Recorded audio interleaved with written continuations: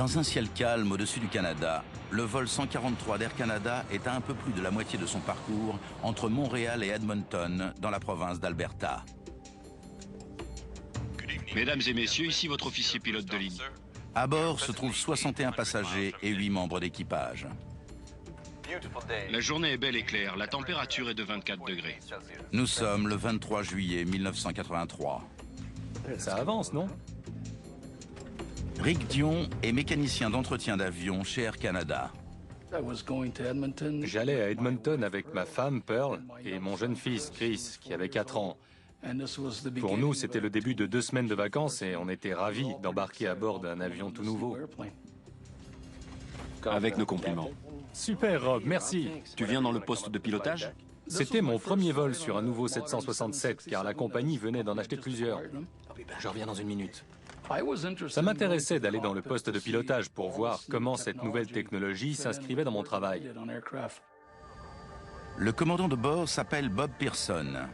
À 48 ans, il a passé plus de 15 000 heures en vol. Bonjour, mesdames et messieurs, nous sommes à vertical de Red Lake. Son officier pilote de ligne, l'OPL Maurice Quintal, en compte lui plus de 7 000. Entrée. Excusez-moi, messieurs. Je connaissais Bob Pearson par l'intermédiaire du petit aéroclub que je fréquentais à Saint-Lazare. Il faisait partie des gens qui faisaient du planeur et qui pilotaient aussi des ULM. On était parti en mettant cap au nord-ouest, par une journée claire et ensoleillée de juillet. Le plan de vol prévoyait qu'on monte à 39 000 pieds. Il y avait peu d'avions qui volaient à une telle altitude en 1983. On a demandé de grimper jusqu'à 41 000, ce qui nous a permis d'échapper aux courants de jet qui venaient de l'ouest. Ces hommes ont cumulé énormément d'heures de vol, mais très peu à bord du 767. À l'époque, il s'agit du gros porteur le plus à la pointe de l'avionneur Boeing. Une armée de microprocesseurs installés dans le ventre de l'avion gère automatiquement tant de fonctions que le poste de mécanicien navigant a été supprimé. Cet appareil, un des 4 767 qu'Air Canada a récemment acheté, n'a volé que 150 heures.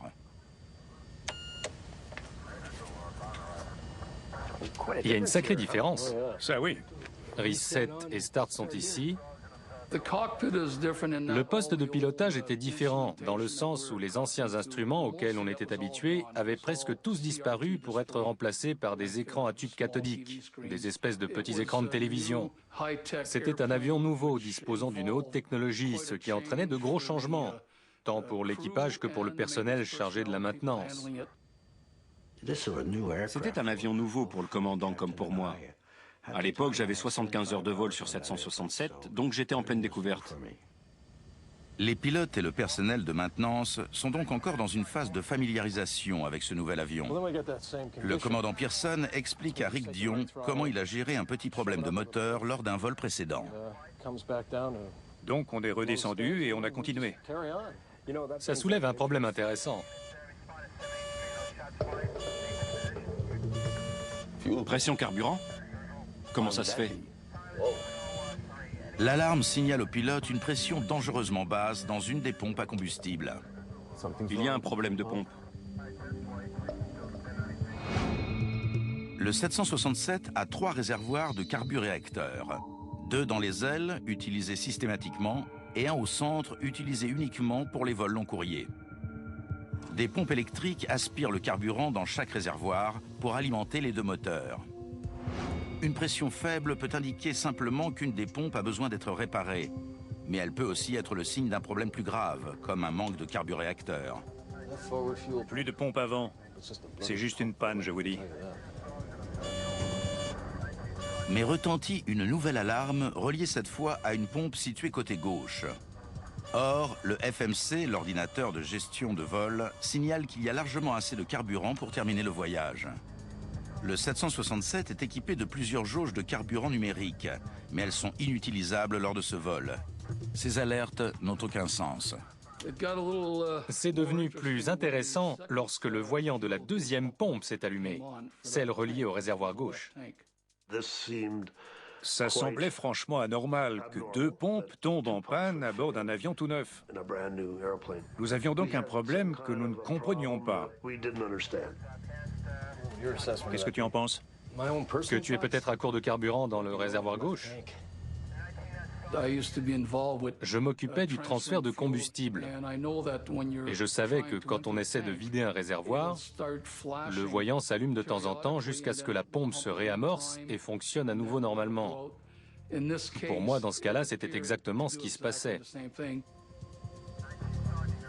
Le commandant Pearson sait que si le réservoir gauche manque de carburant, c'est peut-être la même chose avec celui de droite. Déroutons-nous sur Winnipeg immédiatement.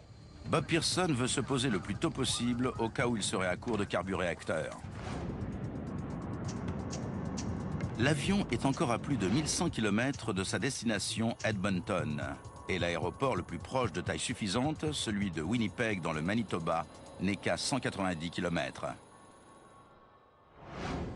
On a vérifié la quantité de carburant à l'aide du FMC qui donnait des indications correspondant à la quantité prévue à ce moment du trajet par le plan de vol. Donc on a décidé de nous dérouter sur Winnipeg où se trouve un grand centre de maintenance d'Air Canada. Centre de Winnipeg, AC-143. 143, parlez. Ron Hewitt est contrôleur depuis 28 ans.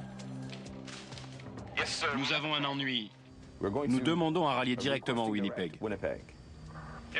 Air Canada 143, autorisation accordée. Pour un direct Winnipeg, descendez et maintenez à 6000. Descendez à votre initiative. Je lui ai dit de descendre à 6000 pieds quand il voudrait. Il n'a pas dit quel était le problème et ça ne me regardait pas. Je lui ai accordé ce qu'il demandait et je lui ai dégagé la route. C'était mon boulot. Nous quittons le 410. Bob Pearson descend du niveau de vol 410, soit 12 500 mètres d'altitude. Bon sang, elles s'arrêtent toutes. Mais les alarmes s'étendent à de plus en plus de pompes à combustible.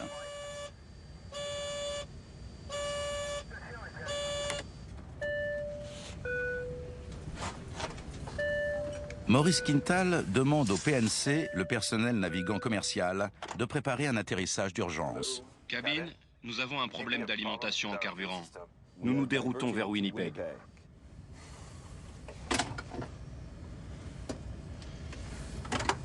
Réunion du PNC dans l'office avant.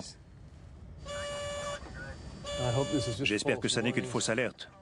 Rick, on a oublié quelque chose? Non, je ne crois pas.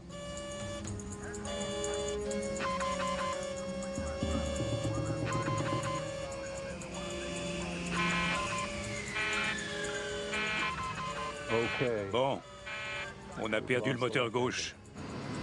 La perte de ce moteur dissipe tous les doutes. Le vol 143 est en train de tomber en panne de carburant. Checklist atterrissage avec un seul moteur. Bob Pearson a été formé pour poser un 767 avec un seul moteur. Mais personne n'a jamais tenté cette procédure sans aucun moteur. Aussi, il compte se dépêcher de descendre pour ne pas être le premier à tenter une telle manœuvre.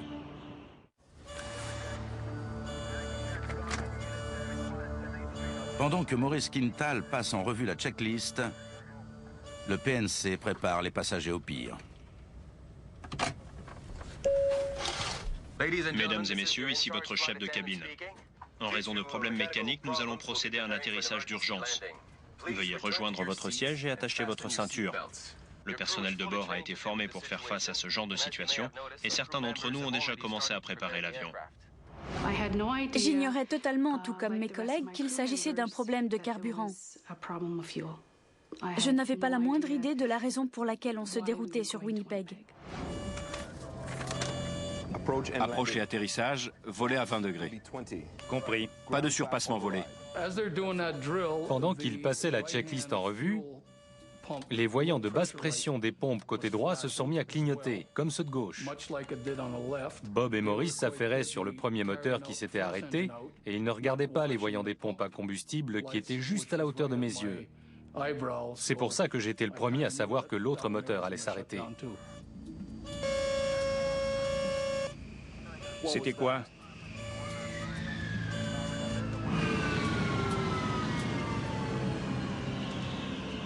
Nous allons bientôt vous communiquer des instructions.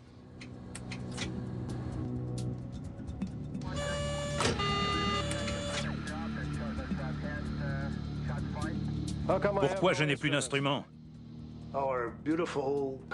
Nos jolis écrans d'affichage en couleur reliés au moteur sont tout simplement devenus noirs. Mesdames et messieurs, gardez votre calme et respectez nos consignes. Merci de ne pas fumer. Redressez votre siège en position verticale et serrez fortement votre ceinture. Ce que Bob Pearson redoutait vient de se produire. Il a perdu ses deux moteurs. À plus de 8000 mètres d'altitude et à 140 km de Winnipeg, c'est la panne sèche. Winnipeg, Air Canada 143. 143, parlez. Nous avons perdu nos deux moteurs. Quand les deux moteurs se sont arrêtés, je crois qu'il a proféré une insulte. Et moi, je parlais à un mort. On avait appris en simulateur à gérer la panne d'un moteur. Mais on n'avait jamais appris à le faire pour la panne des deux, et je crois qu'aucun pilote n'avait été formé pour ça. Le 143 a perdu ses deux moteurs. Il était très improbable que quiconque en échappe. Car je voyais qu'ils essayaient de tourner. Les moteurs ne servent pas seulement à fournir de la poussée. Ils approvisionnent aussi les commandes en électricité. En théorie, cet avion est donc désormais incontrôlable. Mais les gros porteurs modernes sont des espèces de couteaux suisses volants. Et le 767 a encore une dernière lame repliée quelque part. En cas de perte d'alimentation, il déploie automatiquement la rate, l'aéropompe. Elle est montée sur ressort et l'hélice qui est installée dessus est à peu près de la taille de celle d'un petit Cessna 150. Le bras se déploie vers le bas, l'hélice tournée vers l'avant. Elle se met à tourner pour produire assez de courant pour alimenter les instruments principaux.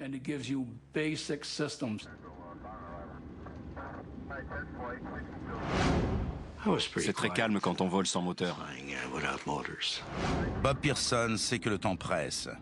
Il a besoin d'indications pour se poser sur la piste la plus proche. 143, je déclare un Mayday. Il me faut un vecteur pour la piste la plus proche disponible. 143, bien reçu. Mais la panne des deux moteurs a une conséquence inattendue pour le contrôle aérien. Il a disparu. Il était là. On l'a perdu, il n'est plus sur l'écran. J'ai besoin du radar primaire.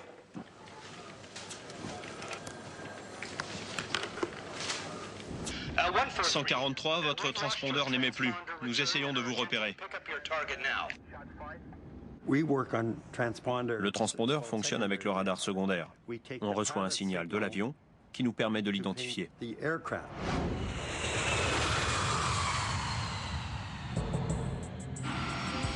Les avions de ligne sont équipés d'un transpondeur, un appareil qui transmet des données codées que le contrôle aérien capte pour déterminer la position et l'identité de chaque avion.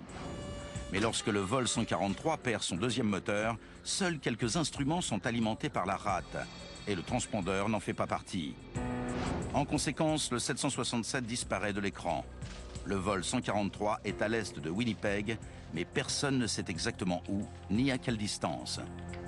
Malgré son poids, un 767 privé de moteur ne tombe pas. Ses caractéristiques aérodynamiques lui permettent de rester en l'air, même s'il perd progressivement de l'altitude. J'essayais de calculer de combien de nautiques nous avancions par rapport à l'altitude que nous perdions.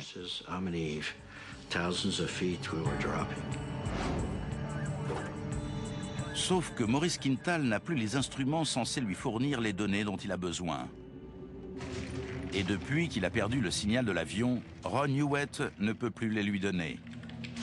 Les contrôleurs installent en toute hâte un système leur permettant de détecter l'avion. Juste avant d'atterrir, vous entendrez « position de sécurité ». Obtempérez immédiatement et conservez cette position jusqu'à l'arrêt complet de l'avion. Il y a deux façons de se mettre en position de sécurité. Premièrement, penchez-vous vers l'avant, levez les bras et posez les mains. Bryce Bell est un homme d'affaires qui rentre chez lui à Edmonton. Dès qu'on a annoncé qu'on faisait un arrêt imprévu à Winnipeg, j'ai aussitôt regretté les deux verres que j'avais bu, car je me suis dit, tu vas avoir une fraction de seconde avant que cet avion n'explose. Et la décision que tu vas devoir prendre à ce moment-là dépendra de ta lucidité. S'il vous plaît, mettez vos affaires dans la pochette du siège de devant. Pendant qu'on expliquait la procédure d'urgence, les passagers étaient attentifs. Ils nous regardaient et ils faisaient attention aux moindres mots. Je n'aurais pas pu avoir de meilleurs passagers.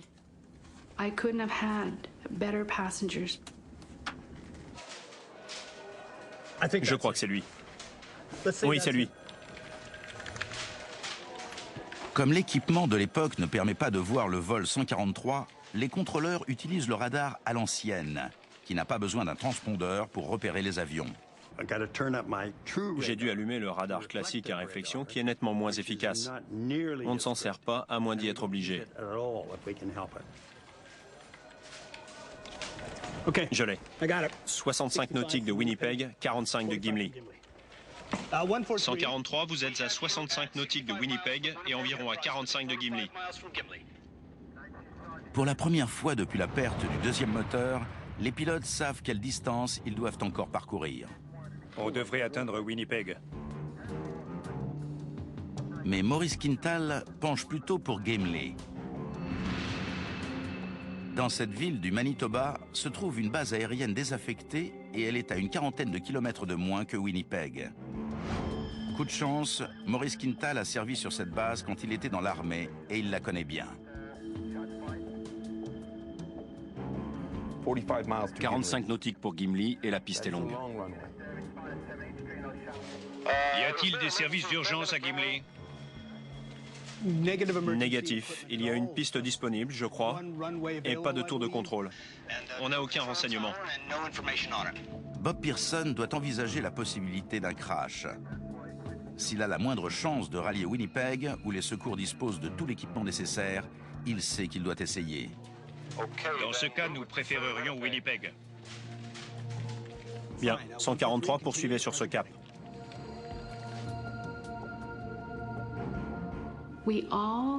Nous avons tous réagi de manière très professionnelle. Nous avons discuté de la situation, mais à aucun moment nous nous sommes regardés. Nous avions tous peur de l'accident. Les parents tenaient leurs enfants et des gens écrivaient. J'ai compris par la suite que c'était des petits mots pour leur entourage, leur testament. C'était très éprouvant sur le plan nerveux. 143, vous avez le temps pour une question? Allez-y. Combien de personnes y a-t-il à bord? Il y a 69 personnes à bord, mais Maurice Quintal, trop occupé, annonce un chiffre moins élevé. Il y a 33 personnes à bord, équipage compris. Compris. Je dois demander combien il y a d'individus à bord. Je sais qu'il est occupé, je n'ai pas envie de lui poser de questions, mais je dois le faire, car l'avion pouvait s'écraser dans un lac ou sur terre. Et je me souviens m'être dit, super, cet avion peut transporter jusqu'à 300 personnes, mais il n'y en a largement pas autant à bord. J'avais des regrets par rapport à tout ce que je n'avais pas fait dans ma vie, à la façon dont j'avais traité telle ou telle personne et avec laquelle j'aurais dû être plus gentil, à ma stupidité d'avoir accordé une importance énorme à des trucs complètement insignifiants alors que là, on vivait des moments vraiment graves. C'était vraiment terrible. Je me souviens avoir dit à une maman qui était avec son bébé que j'avais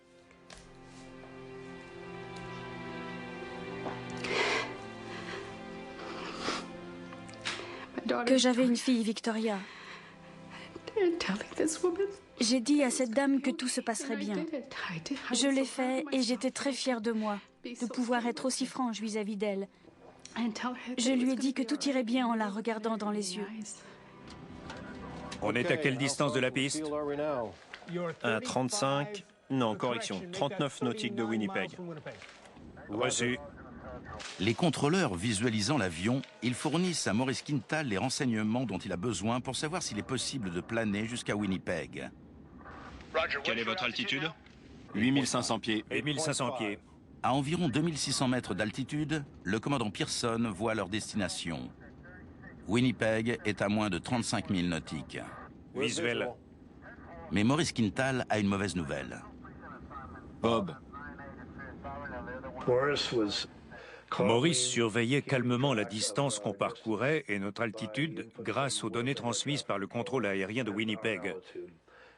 Et en faisant ses calculs, il est arrivé à la conclusion qu'on n'atteindrait peut-être pas la piste. On fera peut-être encore 20 nautiques, mais on n'arrivera pas à Winnipeg. Compte tenu de l'altitude qu'il perd, le 767 s'écrasera à une trentaine de kilomètres de la piste. On est loin de Gimli. Vous en êtes environ à 12 nautiques. Où est-ce? Il va vers où? Sur votre droite. Tournez au cap 3, 4, 5. Il vous reste 10 nautiques à parcourir. Très bien. On y va. Je vais voir ma famille. Vous n'avez plus besoin de moi? Non, ça va.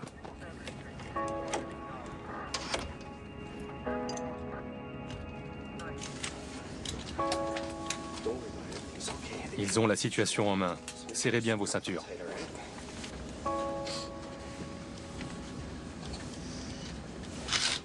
Quand je suis enfin allée m'asseoir, je me suis dit, cette fois, ça y est.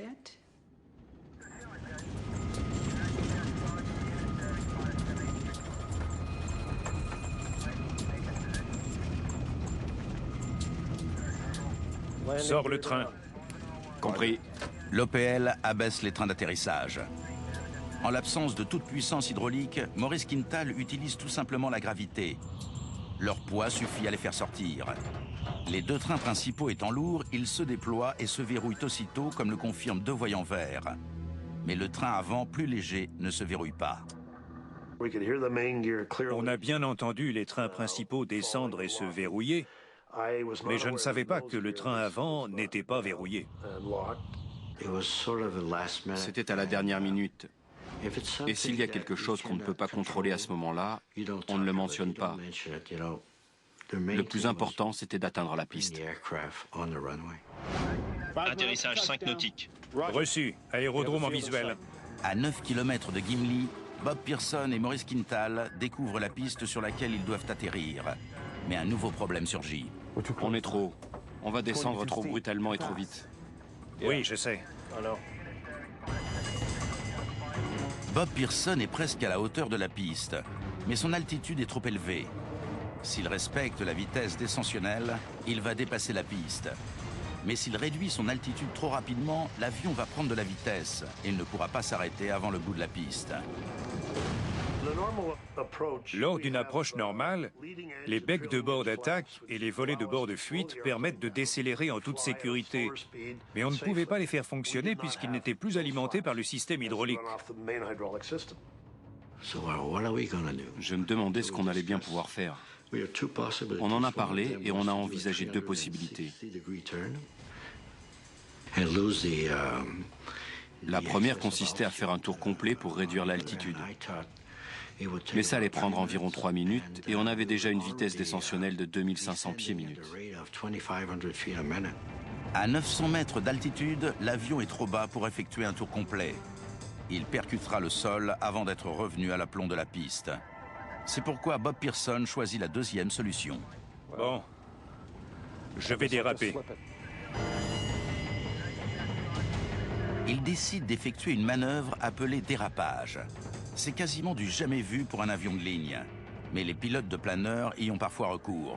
Et Bob Pearson ne manque pas d'expérience sur ce genre d'engin. Je vais faire déraper l'avion jusqu'au seuil de piste, puis je vais redresser.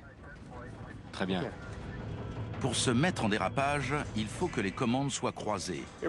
Bob Pearson va obliger l'avion à partir en chute libre latéralement pour qu'il perde rapidement de l'altitude sans augmenter sa vitesse R. Il n'a encore jamais tenté cette manœuvre à bord d'un planeur, mais il va essayer de la faire à bord d'un Boeing 767. La seule façon dont je pouvais contrôler notre vitesse et notre descente par rapport à la piste consistait à augmenter la traînée du fuselage. Je l'ai fait en braquant la gouverne de direction et les gouvernes de profondeur de la queue et les ailerons des extrémités des ailes. Comme ça, j'ai fait avancer l'avion en crabe. Je pouvais moduler l'amplitude pour augmenter ou réduire notre allure, ou augmenter ou réduire notre vitesse descensionnelle. Bob Pearson contrôle la descente en utilisant la gouverne de direction et les ailerons, afin de modifier l'angle d'inclinaison du 767.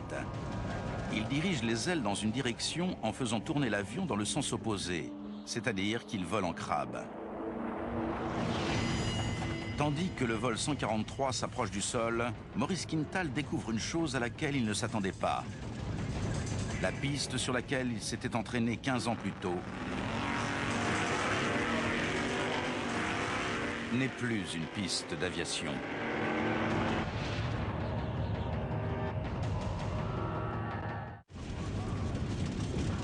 Pour l'heure, le commandant Pearson poursuit sa manœuvre. Et il sait qu'il n'aura droit qu'à une seule tentative pour se poser à Gimli.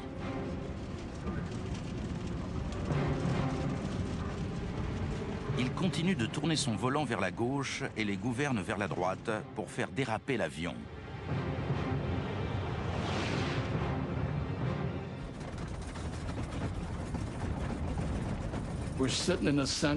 On était assis au centre de l'avion. C'est une partie très solide et je me suis dit qu'on avait une bonne chance d'en réchapper.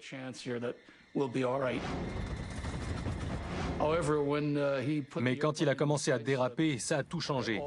Car si une aile touchait le sol, l'avion allait se mettre à tournoyer sur lui-même et on ne serait plus protégé. Le 767 perd rapidement de l'altitude en volant en crabe. En regardant sur ma gauche, je voyais très bien le sol. Ça tenait au fait que l'avion devait être incliné à environ 60 degrés. L'inclinaison transversale était très importante et le nez de l'avion était très relevé. C'était une situation délicate. Et si elle l'était pour moi, j'imagine ce que ça devait être pour les passagers. Ça devait être franchement bizarre. J'ai vu le bunker d'un parcours de golf et j'ai cru qu'on allait s'écraser. Bob Pearson s'efforce d'assurer un équilibre précaire pour ralentir suffisamment l'avion afin d'atterrir en toute sécurité. Mais s'il ralentit trop, le 767 va perdre toute portance et décrocher. Quand un pilote atterrit dans des conditions normales, il actionne les commandes de vol et les manettes de puissance en permanence. C'est le cas dans la plupart des atterrissages. Là, je faisais la même chose, mais sans les manettes.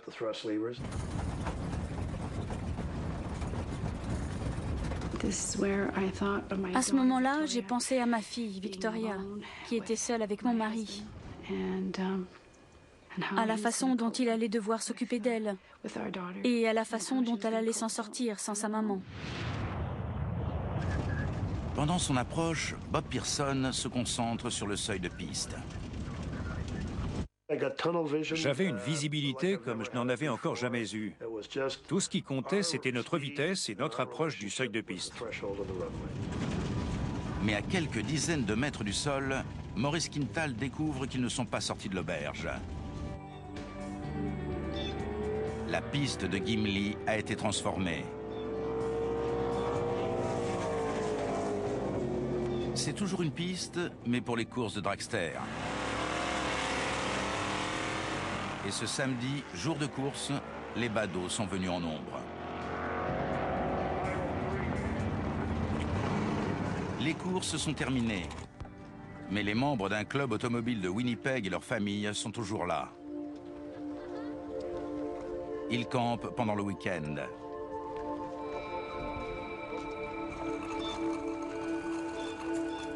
Deux enfants ont décidé de faire du vélo sur la piste. Ils n'entendent pas l'avion qui approche, car privé de moteur, il ne fait guère de bruit. Et s'il y a bien un équipement qu'on ne trouve pas à bord d'un 767, c'est un klaxon. Position de sécurité.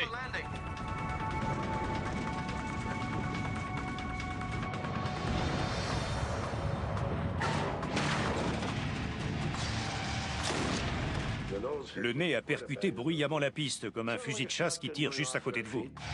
Le train avant cède à l'impact. Bob Pearson freine au maximum, faisant exploser deux pneus. Et la partie inférieure du moteur droit se met à racler le tarmac. J'étais un robot, zéro émotion. Finalement, Bob Pearson découvre ce qui les attend. En levant les yeux, j'ai vu deux garçons à vélo. Ils devaient être à 300 mètres devant nous quand je les ai remarqués. J'ai vu un des gamins relever la tête. Il était surpris de voir ce gros avion. Je me souviens de leur air épouvanté. Ça veut dire que j'étais assez près pour le voir. Privé du train avant qui permet de se diriger, Bob Pearson ne peut détourner l'avion d'un côté ou de l'autre qu'en modifiant la pression qu'il exerce sur les freins des trains principaux. C'est là que j'ai le cœur qui a commencé à accélérer un peu. Paniqués, les gamins essaient de prendre de vitesse l'avion qui déboule à 320 km/h. Je ne pouvais pas faucher ces deux garçons. Il fallait que je me déporte dans l'herbe. Il y avait des campeurs côté ouest. Je ne les ai repérés qu'après l'atterrissage, une fois le nez sur la piste. Je me souviens qu'ils étaient sur ma gauche, devant leur barbecue. Dino Calvert est sur la piste pour passer le week-end avec des amis. Le gars des stands a sauté dans sa voiture et il a détalé. Et normalement, on ne conduit pas comme il le faisait dans des stands. Alors j'ai levé la tête et j'ai vu de la fumée. Bob Pearson fait de son mieux pour stopper l'avion à temps. Bon sang!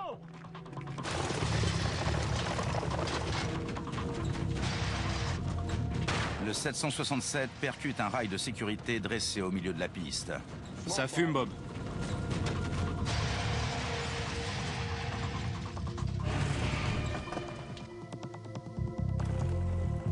« 17 minutes après être tombé à court de carburant, le vol Air Canada 143 s'arrête enfin. Ça va? Quelqu'un a crié « Youpi » et les gens ont commencé à applaudir. On était tellement heureux. On avait survécu. Quand vous pensez que vous allez vous écraser, vous supposez que l'avion va se désagréger, qu'il va y avoir un incendie. Évacuez, évacuez! Évacuez! Vite, il faut sortir! Une fumée épaisse remplissant rapidement la cabine, le PNC ne prend aucun risque et fait évacuer les passagers le plus vite possible. D'abord, ça a été la joie, puis la panique. Ça arrivait par vagues, et on s'est dit qu'il fallait qu'on sorte de l'avion. Moins de 2 mois auparavant, un DC-9 d'Air Canada s'était posé en urgence à Cincinnati et s'était transformé en boule de feu sur le tarmac avant que tous les passagers n'aient eu le temps de sortir. 23 personnes avaient trouvé la mort.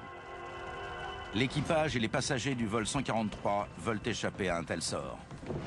Il ne nous a fallu que quelques secondes pour nous immobiliser, mais le poste de pilotage était déjà rempli de fumée.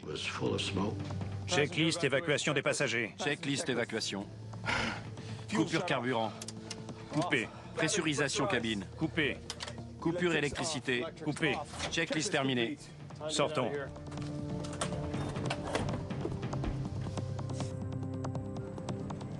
Les gars, sortez les extincteurs! On a pris les extincteurs. On ne va jamais à une course sans en emporter un. Et on a couru vers l'avion. Les portes se sont ouvertes et on a vu les toboggans d'évacuation se déployer comme des pattes d'araignée. L'avion s'était arrêté, du moins à ce qui me semblait, presque posé sur le nez. En ouvrant la porte et en voyant le toboggan si raide, je me suis demandé comment j'allais convaincre les passagers de descendre. Compte tenu de la position inclinée de l'avion, les 2 toboggans arrière ne touchent pas le sol. Et une dizaine de personnes sont légèrement blessées lors de l'évacuation. J'ai entendu à la radio quelqu'un nous dire « Le 767 s'est posé correctement et il est en un seul morceau. » Et là, on a hurlé de joie. J'ai dit « Super !» Car tous ces gens dormiraient dans leur lit ce soir-là.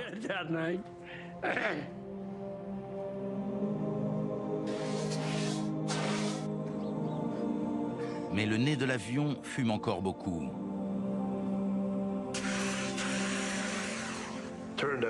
L'isolant d'une quinzaine de centimètres d'épaisseur qui se trouve au niveau de la carlingue avait pris feu sous l'effet de la friction. Le PNC a une bonne nouvelle. Les 61 passagers sont sortis et il n'y a pas un seul blessé grave. Un coup de main? Oui, donnez-moi l'extincteur.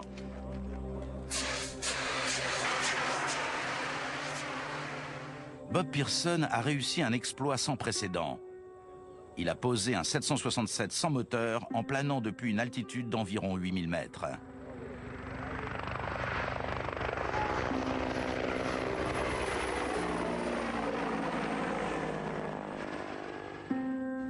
L'événement fait aussitôt la une dans le monde entier. Mais très vite, les gens se demandent comment cet avion, un des plus sophistiqués au monde, a pu ainsi tomber en panne de carburant.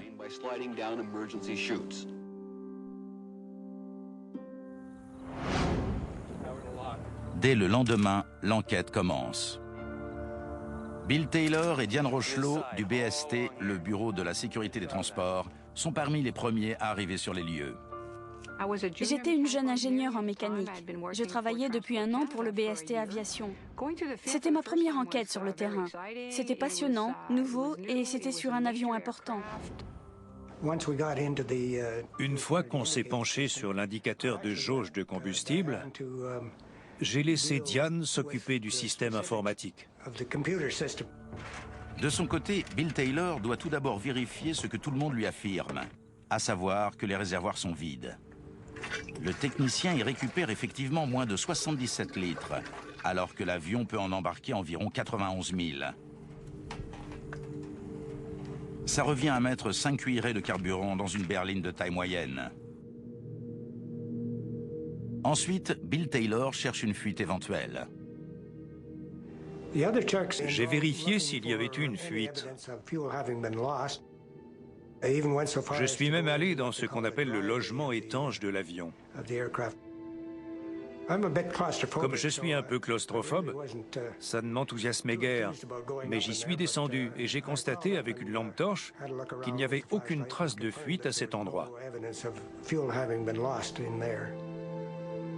Une seule conclusion s'impose, le vol 143 a décollé en n'emportant pas assez de carburant. Reste maintenant à savoir pourquoi. Diane Rochelot cherche d'abord la réponse à cette question dans la soute électronique de l'avion située sous la cabine.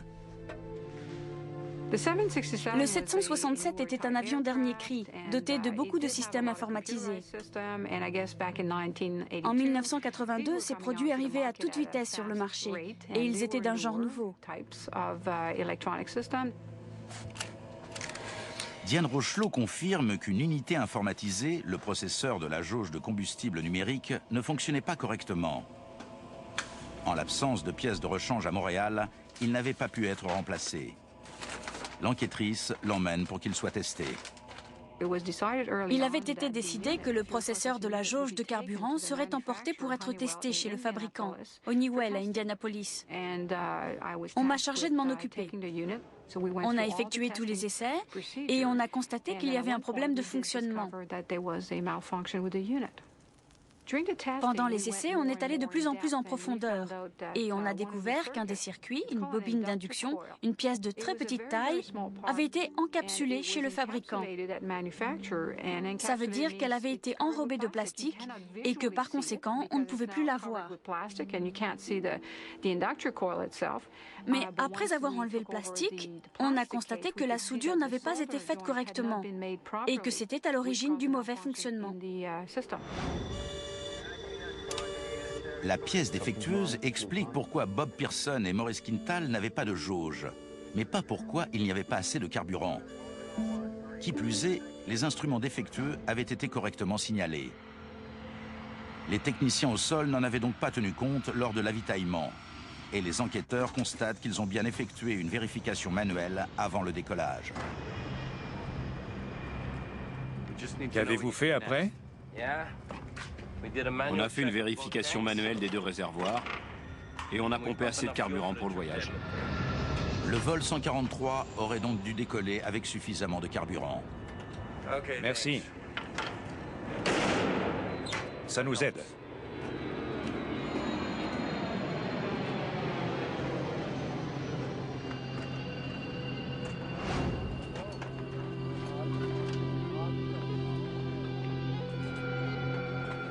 Les enquêteurs doivent découvrir comment un des avions les plus à la pointe de la technologie a décollé avec la moitié du carburant qu'il lui fallait.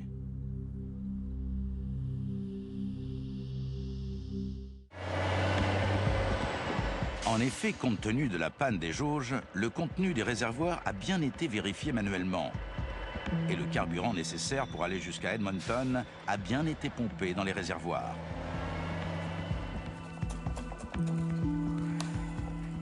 Mais avant d'entamer cette opération, il a fallu exécuter un calcul très important. Les pilotes ont besoin de connaître la masse de combustible embarquée. Mais les camions effectuent le pompage en calculant le volume. Pour que les pilotes et techniciens puissent communiquer, il existe une table toute simple d'équivalence entre poids et volume.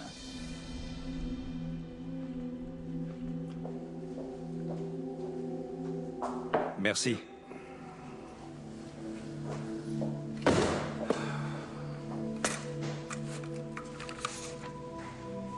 Les enquêteurs vérifient plusieurs fois cette table.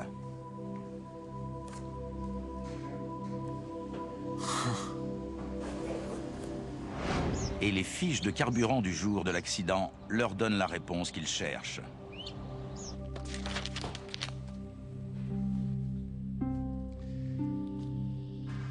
Voici une fiche de carburant habituelle.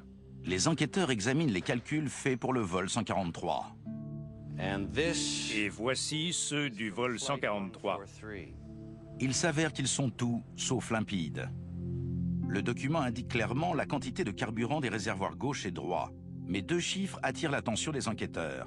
Le premier convertit les volumes en kilos, le deuxième en livres, l'unité de mesure employée en Amérique du Nord. Il n'aurait pas dû utiliser les deux.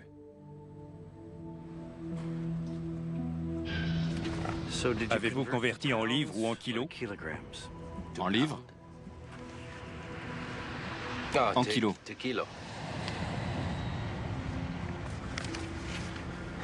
Je peux revoir la feuille? Les enquêteurs interrogent à nouveau les techniciens et les équipages.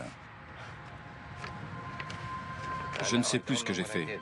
Il s'avère que l'accident est dû à une erreur humaine. Les mauvais calculs sont le résultat d'une formation inadaptée. Les techniciens ayant pompé le carburant du vol 143 se sont trompés d'unité lorsqu'ils ont converti le volume sortant du camion en poids. Et de tous ceux qui ont vu ces calculs ce jour-là, personne n'a remarqué cette erreur pourtant élémentaire.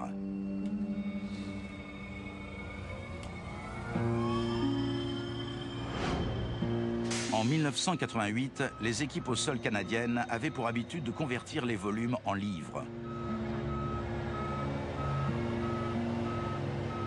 Mais le 767 a été le premier avion de la flotte d'Air Canada à être équipé de jauges graduées en unités du système métrique. Le carburant n'aurait donc pas dû être converti en livres, mais en kilos.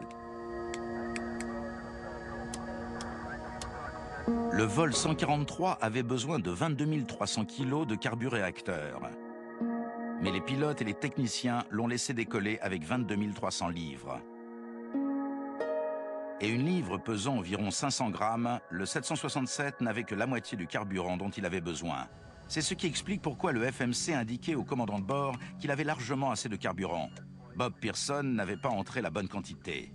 Par le passé, c'était le mécanicien navigant qui calculait les masses de combustible. Et cet accident soulève donc une question cruciale. Qui, du commandant ou de l'OPL, devait s'en charger ? Un incident de ce genre pose clairement le problème d'une formation plus efficace. Si tout le monde est formé et que les responsabilités de chacun sont clairement définies, il n'y a pas la moindre ambiguïté. Les gens savent de quoi ils doivent s'occuper. Mais dans ce cas précis, c'était flou. On ne savait absolument pas qui devait avoir le dernier mot au sujet du carburant. L'enquête démontre que personne ce jour-là n'avait été formé au calcul dans le système métrique, ni les techniciens au sol, ni les pilotes.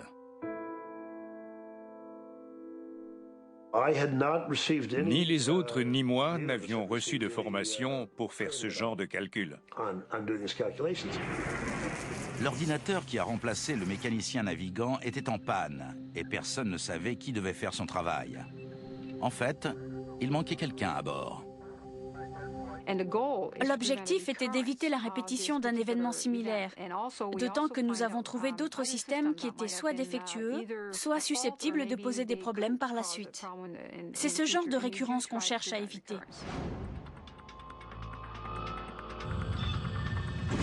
Bon. Une suite d'erreurs humaines et de problèmes mécaniques a provoqué la panne du 767. Mais une autre défaillance ce jour-là a peut-être sauvé des vies. Si le train avant n'avait pas cédé, la distance de freinage de l'avion aurait été beaucoup plus longue. Les conséquences auraient pu être catastrophiques si l'appareil avait roulé jusqu'aux gens qui étaient sur la piste. On aurait peut-être déploré des blessés et même des morts.